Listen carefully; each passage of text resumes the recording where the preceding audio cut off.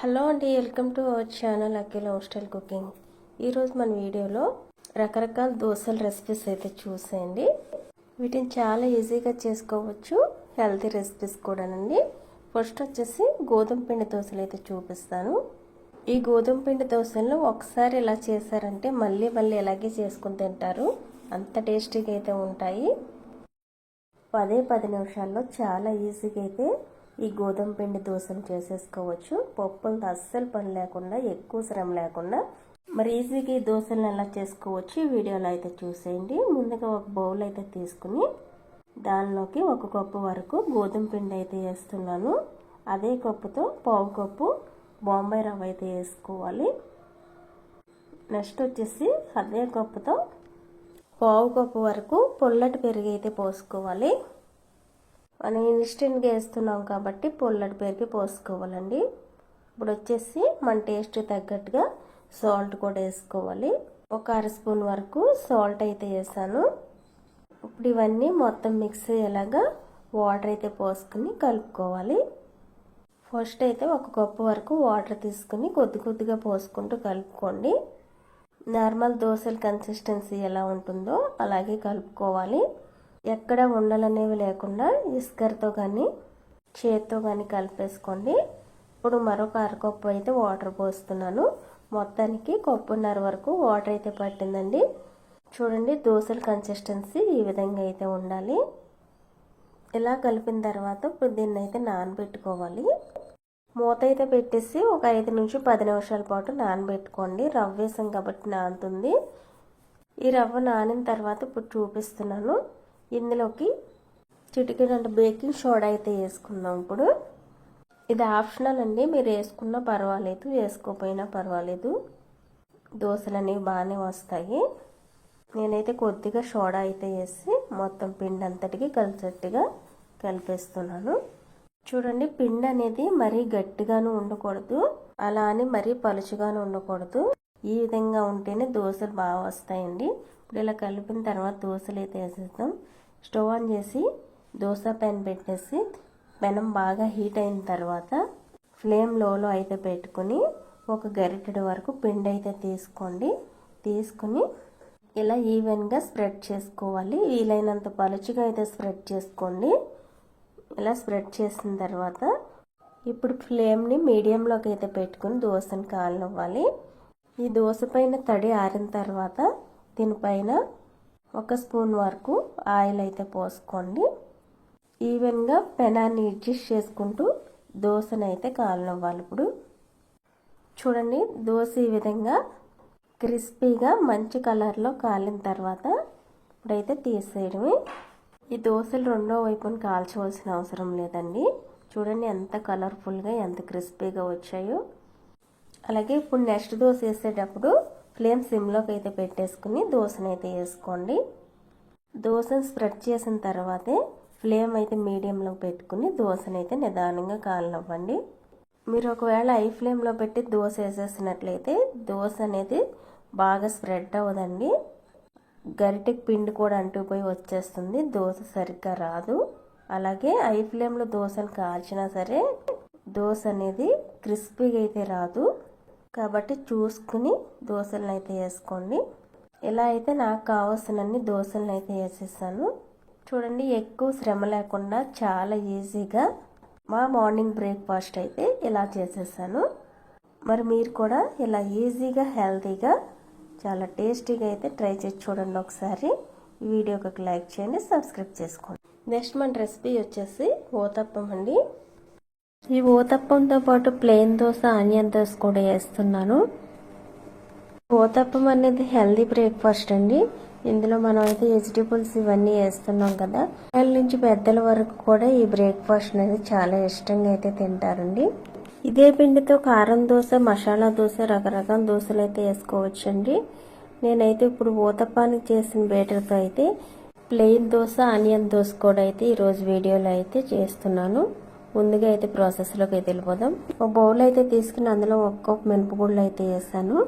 అదే కప్పుతో 3 కప్పులు బియ్యం అయితే వేసుకోవాలి. శుభ్రంగా 2 సార్లు అయితే కడిగేసి మరలా వాటర్ అయితే పోసి 4 గంటల సేపు నానబెట్టేయాలి.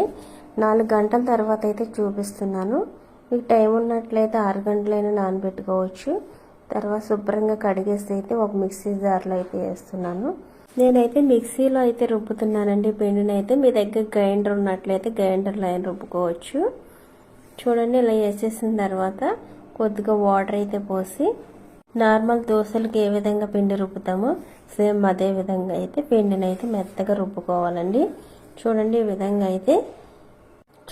విధంగా అయితే గ్రైండ్ చేసేసాను. ఇప్పుడు ఒక గిన్నె అయితే తీసుకుని అందులోకి అయితే పోసేస్తున్నాను. దీన్ని అయితే ఓవర్ నైట్ అంతా పులియబెట్టుకోవాలి. మీకు టైం లేకపోతే అప్పటికప్పుడైనా వేసేసుకోవచ్చు, పర్వాలేదు, బాగుంటాయండి దోశలు అయితే. ఇప్పుడు మూత అయితే పెట్టేసి నేనైతే ఓవర్ నైట్ అంతా పులియబెడుతున్నాను ఈ పిండిని అయితే. ఉదయాన్నే అయితే చూపిస్తున్నాను. చూడండి, పిండి అయితే ఈ విధంగా అయితే ఉంది. ఒక్కొక్కసారి బాగా పులుస్తుందండి. ఇప్పుడైతే కొంచెం తక్కువగానే పులుస్తుంది. ఇప్పుడు ఇందులో టేస్ట్కి తగిన సాల్ట్ అయితే వేసుకోవాలి. వేసుకున్న తర్వాత ఒకసారి అయితే బాగా కలిపేయాలి. మనం ఊతప్పం కానీ దోశలు కానీ వేయడానికి పిండి అయితే కన్సిస్టెన్సీ ఈ విధంగా అయితే ఉండాలి. ఇలా కలిపిన తర్వాత దీన్ని అయితే పక్కన పెట్టి దీంట్లోకి కావాల్సిన ఉల్లిపాయ ముక్కలు, పచ్చిమిర్చి, టమాటో, అల్లం ముక్కలు, అలాగే తరిగిన క్యారెట్ అయితే తీసుకున్నాను. అదేవిధంగా కొద్దిగా కొత్తిమీర అయితే తీసుకున్నానండి ఊతప్పం పైన వేయడానికి. ఇవన్నీని ఊతప్పంలో చట్నీ అయితే ప్రిపేర్ చేస్తున్నానండి. ముందుగా అయితే ఒక మిక్సీ జార్ అయితే తీసుకున్నాను. నేనైతే ఫ్రై చేసిన పచ్చిమిర్చి అయితే తీసుకున్నానండి. 4-5 పచ్చిమిర్చి అయితే తీసుకున్నాను. ఆ పచ్చిమిర్చిని అయితే జార్లో అయితే వేసేసాను. అలాగే 1 కప్పు కొబ్బరి ముక్కలు అయితే తీసుకున్నాను. అదే కప్పుతో 1/2 కప్పు పుట్నాల పప్పు అయితే వేస్తున్నాను. ఇప్పుడు 1 కప్పు కొబ్బరి ముక్కలకు 1/2 కప్పు పుట్నాల పప్పు వేసినట్లయితే సూపర్ టేస్టీగా అయితే ఉంటుందండి చట్నీ అయితే. తగినంత సాల్ట్ అయితే వేసుకోవాలి. వేసిన తర్వాత కొద్దిగా వాటర్ అయితే పోసుకుని చట్నీ అయితే చేసేసుకోవడమే. చూడండి, మెత్తగా అయితే చట్నీ చేసేసుకోవాలి. ఇలా అయితే చేసేసాను. ఇప్పుడు ఇందులోకి అయితే తాలింపు అయితే చేసుకోవచ్చు, ఇలానే తినేవచ్చు, బాగానే ఉంటుంది. ఇప్పుడు గిన్నెలోకి అయితే వేసేస్తున్నాను. నేనైతే తాలింపు అయితే చేస్తున్నాను ఇందులోకి, వీడియోలో అయితే చూపించట్లేదు. ఈ విధంగా తాలింపు అయితే చేసేసి ఊతప్పంలోకి అయితే చట్నీ అయితే ప్రిపేర్ చేసేసాను. అదేవిధంగా దోశల పెనం అయితే స్టవ్ ఆన్ చేసి పెట్టేశాను. పెనం బాగా వీటెక్కిన తర్వాత అయితే ఫ్లేమ్ లోలో అయితే పెట్టేసి దోశని అయితే వేసుకోవాలి. ఫస్ట్ నేనైతే క్రిస్పీ దోశ అయితే వేస్తున్నాను. ఒక గరిటెడు పిండి అయితే తీసుకుని పెనాన్ని సరిపడగా అయితే ఇలా స్ప్రెడ్ చేసుకోవాలి. వేసుకున్న తర్వాత దీనిపైన ఆయిల్ అయితే వేసుకోవాలి. మీరు వేసుకోకపోయినా పర్వాలేదు, ఆయిల్ అనేది స్కిప్ చేసేసుకోవచ్చు. ఇలా వేసిన తర్వాత పెనాన్ని అడ్జస్ట్ చేసుకుంటూ ఈవెన్గా అన్ని వైపులు కాలేట్టుగా అయితే వేసేసుకోవడమే. ఇలా కాలిన తర్వాత అయితే తీసేయడమే. ఈ విధంగా క్రిస్పీ దోశను అయితే చేసేసుకోవడమే. అదేవిధంగా ఇప్పుడు ఆనియన్ దోశ అయితే వేస్తున్నాను. సేమ్ అదేవిధంగా ఒక గరిటెడు పిండి అయితే వేసి ఈవెన్గా స్ప్రెడ్ అయ్యేట్టుగా పెనాన్ని సరిపడ దోశ అయితే వేసేయడమే. ఆయిల్ అయితే పోసేసి దానిపైన అయితే ఇప్పుడు కొద్దిగా ఆనియన్ ముక్కలు అలాగే కొత్తిమీర అయితే వేస్తున్నాను. టేస్ట్ అయితే సూపర్గా ఉంటుందండి. ఇలా ఆనియన్ ముక్కలు కొత్తిమీర వేసుకున్నట్లయితే ఈవెన్గా అన్ని వైపులు కాలిన తర్వాత అయితే ఇప్పుడు ఈ దోశను కూడా తీసేయడమే. ఇలా తీసేసిన తర్వాత నెక్స్ట్ దీనిపైన అయితే ఊతప్పం అయితే వేసుకుందాం. ఒక గరిటెడు పిండి అయితే వేసుకోవాలి. దీన్ని ఎక్కువగా అయితే స్ప్రెడ్ చేయకూడదండి, లైట్గా ఇలా స్ప్రెడ్ చేసి వదిలేయండి. వదిలేసిన తర్వాత దీనిపైన మనం కట్ చేసి పెట్టుకున్న ఉల్లిపాయ ముక్కలు, పచ్చిమిర్చి, క్యారెట్, టమాటో, అలాగే అల్లం, సన్నగా తరిగిన అల్లం, కొత్తిమీరను కూడా వేసేసుకోవాలి. వేసుకున్న తర్వాత అయితే కొద్దిగా ఆయిల్ అయితే పోసుకోవాలి. ముందు చెప్పినట్లుగా మీకు ఆయిల్ ఇష్టం లేకపోతే మానేవచ్చండి, స్కిప్ చేసేయండి. ఫ్లేమ్ మీడియంలో అయితే పెట్టి ఈ దోశని అయితే కాలనివ్వాలి.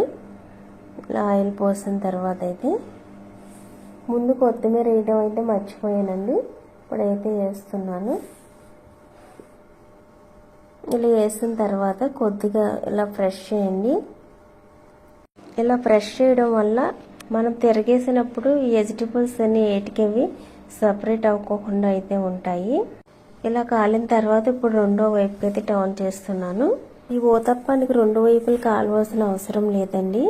మీకు మనం వేసిన ఆనియన్ ముక్కలు ఇవన్నీ పచ్చిగా ఉంటాయి అనిపిస్తే రెండో వైపుకి అయితే టర్న్ చేసుకోండి. ఈ విధంగా అయితే ఊతప్పాన్ని వేసేసాను. అదేవిధంగా రెండో ఊతప్పం అయితే వేస్తున్నాను. ఇప్పుడు సేమ్ అదేవిధంగా ఆనియన్ ముక్కలు, పచ్చిమిర్చి, క్యారెట్ ఇవన్నీ వేసేసుకోవాలి.